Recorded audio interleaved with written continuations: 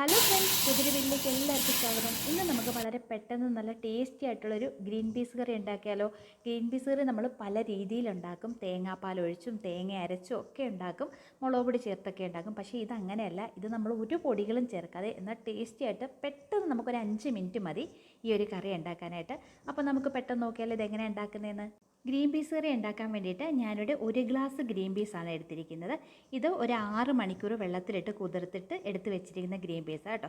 അപ്പം ഞാനിത് രാത്രി വെള്ളത്തിലിട്ട് കുതിർത്തിട്ട് ഇതിപ്പോൾ രാവിലെയാണ് എടുത്തിരിക്കുന്നത്. അപ്പം ഞാൻ ഈ ഒരു ഗ്ലാസ്സിലാണ് ഇട്ടിരുന്നത്. അപ്പം നമ്മുടെ കയ്യിലൊന്നും ഇപ്പോൾ അളവ് കപ്പൊന്നും ഇല്ലെങ്കിൽ ഇതുപോലുള്ള ഗ്ലാസ്സിലോ കപ്പിലോ ഒക്കെ എടുത്താൽ മതി. എൻ്റെ കയ്യിലുമില്ല. ഇപ്പോൾ എല്ലാവരുടെയും കയ്യിൽ ഇപ്പോൾ അളവ് കപ്പൊന്നും കാണത്തില്ല. അപ്പം നമ്മുടെ കയ്യിലുള്ള ഗ്ലാസ്സിലോ കപ്പിലോ ഒക്കെ എടുത്താൽ മതി കേട്ടോ. അപ്പം ഞാൻ 1 ഗ്ലാസ്സാണ് എടുത്തിരിക്കുന്നത്. അപ്പം നിങ്ങൾക്ക് എത്ര ആവശ്യത്തിന് വേണോ അതിനനുസരിച്ച് എടുത്താൽ മതി. ഇതിപ്പോൾ കഴുകി വൃത്തിയാക്കി വെച്ചിരുന്നത് അതിപ്പോൾ ഒരു കുക്കറിലോട്ട് ഇട്ട് കൊടുക്കുവാണ്. പിന്നെ അതിലോട്ട് ചേർക്കാനായിട്ട് ഒരു തക്കാളിയും ഒരു ചെറിയ സവാളയും 2-3 പച്ചമുളകും ഒരു 3-4 അല്ലി വെളുത്തുള്ളിയാണ് എടുത്തിരിക്കുന്നത്. അതൊക്കെ കഴുകി വൃത്തിയാക്കി അരിഞ്ഞ് നമുക്ക് ആ ഗ്രീൻ പീസിലോട്ട് ചേർത്ത് കൊടുക്കാമേ. പിന്നെ അതിലോട്ട് പൊടിയായിട്ട് ഞാനിവിടെ ഒരു 1/4 സ്പൂണ് മഞ്ഞൾപ്പൊടിയാണ് ചേർത്ത് കൊടുക്കുന്നത്. പിന്നെ അതിലോട്ട് ആവശ്യത്തിന് ഉപ്പും ചേർത്ത് കൊടുക്കുന്നുണ്ട്. ഉപ്പ് ഞാനിവിടെ കയ്യിലായിട്ട് കൊടുക്കുന്നത്, എനിക്ക് കൈ അളവാണ്. അപ്പം നിങ്ങൾക്ക് ഉപ്പ് ആവശ്യത്തിനനുസരിച്ച് ഇട്ട് കൊടുക്കാമേ. പിന്നെ അതിലോട്ട് ആവശ്യത്തിന് വെള്ളം ഒഴിച്ചു കൊടുക്കാം. ഇവിടെ ഗ്രീൻ പീസ് മുങ്ങിക്കിടക്കാനുള്ള വെള്ളം മാത്രം ഒഴിച്ചാൽ മതി, ഒരുപാട് വെള്ളം ഒഴിച്ചു കൊടുക്കണ്ട. ഗ്രീൻ പീസിൻ്റെ മുകളിൽ വെള്ളം നിൽക്കണം, അത്രയേ ഉള്ളേ. എന്നിട്ടൊരു സ്പൂണും കൊണ്ട് നന്നായിട്ടൊന്ന് മിക്സ് ചെയ്തിട്ട് കുക്കർ അടച്ചൊരു 4 വിസിൽ.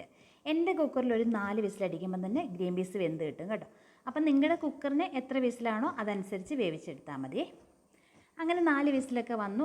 ആവിയൊക്കെ പോയിട്ട് എൻ്റെ ഗ്രീൻ പീസൊക്കെ നന്നായിട്ട് വെന്തിട്ടുണ്ട്. ഇനി നമുക്ക് നന്നായിട്ടൊന്ന് ഉടച്ചു കൊടുക്കാം കേട്ടോ. ഒരുപാട് ഉടയ്ക്കേണ്ട, ഒന്ന് ഉടച്ചു കൊടുക്കുക, അത്രേ ഉള്ളൂ.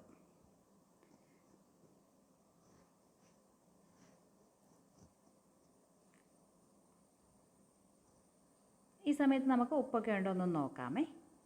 അപ്പം ഞാൻ ഉപ്പൊക്കെ നോക്കി ഉപ്പുണ്ടായിരുന്നു. ഒന്ന് ഉടച്ചു കൊടുത്തു. ഒന്നുകൂടെ ഒന്ന് തിളച്ച് കഴിഞ്ഞപ്പോഴത്തേക്കും നമ്മുടെ കറി റെഡിയായി. എന്ത് എളുപ്പം അല്ലേ, എളുപ്പത്തിലായല്ലേ. എന്നിട്ട് ഞാൻ വേറൊരു പാത്രത്തിലോട്ട് മാറ്റി കൊടുത്തേ. കണ്ടോ, എന്ത് എളുപ്പമാണ് നമ്മുടെ കറി. രാവിലെ എന്ത് പെട്ടെന്ന് വെക്കാൻ പറ്റും അല്ലേ. എന്നിട്ട് ഒരു ചട്ടി വെച്ച് കൊടുത്തു. 2 സ്പൂൺ വെളിച്ചെണ്ണ ഒഴിച്ചിട്ട് കുറച്ച് കടുകും കറിവേപ്പിലയും ചുമന്ന മുളകും പൊട്ടിച്ച് അതിലോട്ട് ഒഴിച്ച് കൊടുക്കുന്നുണ്ടേ. ഇത്രയേ ഉള്ളൂ നമ്മുടെ ഗ്രീൻ പീസ് കറി. ഇതിൽ ഏറ്റവും പാടെന്താണെന്ന് വെച്ച് കഴിഞ്ഞാൽ നമ്മുടെ ഗ്രീൻ പീസ് ഒന്ന് കുതിർത്തെടുക്കുന്ന പാടേ ഉള്ളൂ. അതിപ്പം നമുക്ക് രാത്രിയിൽ വെള്ളത്തിലിട്ട് കഴിഞ്ഞാൽ രാവിലെ എടുക്കാമല്ലോ. രാവിലെയൊക്കെ നമുക്ക് പെട്ടെന്ന് ഉണ്ടാക്കാൻ പറ്റുന്ന, വളരെ എളുപ്പം ഉണ്ടാക്കാൻ പറ്റുന്നൊരു കറിയാണിത്.